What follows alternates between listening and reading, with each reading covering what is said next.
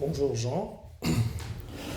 Alors voici un troisième petit tutoriel pour t'expliquer comment fonctionne la gestion des catégories. Alors les catégories permettent de ranger des articles autour d'un mot-clé, d'un titre de catégorie par exemple. Et nous, on souhaite l'appliquer ici pour la lettre d'information Alors, au préalable à ce tutoriel, j'ai déjà fait la modification dans le menu parce que c'est quelque chose que tu ne peux pas faire pour l'instant, mais je pourrais peut-être te montrer comment faire. Mais en gros, ce que j'ai fait, c'est que maintenant, quand on clique sur la lettre d'information ici, on n'arrive plus sur une page, mais on arrive sur une liste de pages. De la même manière que quand on clique par exemple sur nos positions, on n'arrive pas sur une page qui s'appelle nos positions, mais sur une liste de pages qui sont rangées dans la catégorie nos positions. Alors, nos positions ou alors lettres d'information, finalement, c'est d'un point de vue du système exactement la même chose. Donc là, il m'indique qu'il n'a pas trouvé qu'il n'a pas trouvé encore de page, c'est normal, j'en ai pas encore mise dedans. Donc, pour gérer les catégories, ça se passe ici. Dans la partie article, on trouve ici un lien où il est écrit catégorie. Et c'est donc ici qu'on va pouvoir créer des catégories.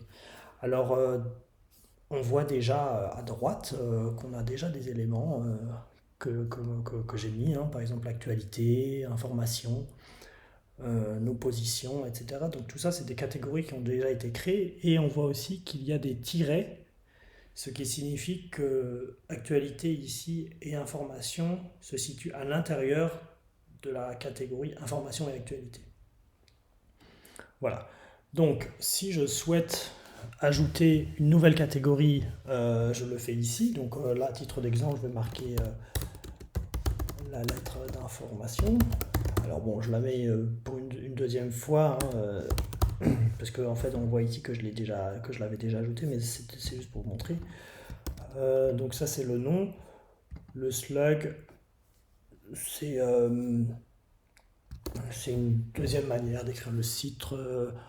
En général, ici dans le slug, je ne sais pas exactement où est-ce que ce slug sera affiché à la place du nom. Euh, voilà, donc a priori, c'est plutôt une manière plus machinelle d'écrire le nom qui sera utilisé par exemple dans l'adresse URL. Voilà, donc dans notre cas, on le laisse tout simplement pareil. Ensuite, on clique sur ajouter la nouvelle catégorie.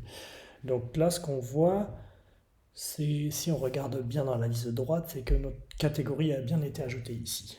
Donc si jamais on veut changer le titre de la catégorie, hein, il suffit du coup de cliquer dessus et on peut évidemment changer la catégorie. Et surtout, en fait, au moment où on crée la catégorie, on a la possibilité de lui dire quelle est sa catégorie parente. C'est-à-dire que celle qu'on est en train de créer va être enfant, c'est-à-dire en sous-catégorie d'une autre catégorie qui existe déjà, par exemple. Donc si on souhaite, par exemple, que la catégorie qu'on crée soit dans les actualités ou dans les informations, c'est comme ça qu'on va ici définir ces choses-là. Euh, En principe, ce qui est important, c'est d'éviter de faire trop de catégories et de sous-catégories parce qu'on arrive à une hiérarchie qui est trop complexe. L'idéal, en général, on dit toujours que c'est d'essayer d'arriver à pouvoir accéder à chaque page en moins de 3 clics. Donc, essayons de ne pas aller trop loin dans les sous-catégories. D'ailleurs, le système ne le permet pas vraiment. Enfin, il le permet déjà, mais il fonctionne plus très bien à partir de trois niveaux. Donc là, on a déjà un niveau qui est information actualité, et ensuite on a actualité. Donc je ne vous conseillerais pas, par exemple, de créer encore dans actualité une sous-catégorie, ce qui rendrait la hiérarchie des choses beaucoup trop lourde. À ce moment-là, si on avait vraiment besoin de plusieurs types d'actualités, il vaudrait mieux créer en haut une rubrique actualité et une deuxième information, et dans actualité mettre les sous-catégories plutôt que de faire information et actualité. Voilà. Je vais la laisser là pour l'instant, juste pour vous montrer comment on peut y rattacher un article. Donc ensuite, quand on est dans article, nous, ce qui nous intéresse, c'est par exemple... je vois d'ailleurs qu'il n'y a pas de lettre d'information, c'est intéressant. Peut-être parce qu'avant, c'était une page. Euh, Donc là, je vais créer un nouvel article que j'appelle lettre d'info numéro 1. Là, je mets le texte. Donc là, ça maintenant vous connaissez bien. Ce qui est important, c'est ici, dans la partie droite, c'est là que je vais pouvoir lui dire qu'il s'agit ici d'une lettre d'information. Donc je vois bien ici ma lettre d'information test que j'ai écrit tout à l'heure pour vous montrer comment ça marche. Donc je ne vais pas vouloir la mettre là, je la mets bien dans la lettre d'information de MLP. Je la mets bien ici parce que c'est vers cette catégorie-là que j'ai créé le lien tout à l'heure dans le menu. Donc là, je vais publier. Et maintenant, quand je retourne... je vois que c'est disparu, donc j'enlève ça tout simplement. Quand je retourne sur le site, si je clique sur la lettre d'information, je vois bien l'article que je viens de créer qui s'affiche ici. Et donc c'est de cette manière-là qu'on va pouvoir créer ensuite un deuxième article, un troisième article, la rattacher toujours à cette catégorie, et c'est de cette manière-là qu'on va pouvoir créer des catégories et ranger des articles à l'intérieur de ces catégories-là.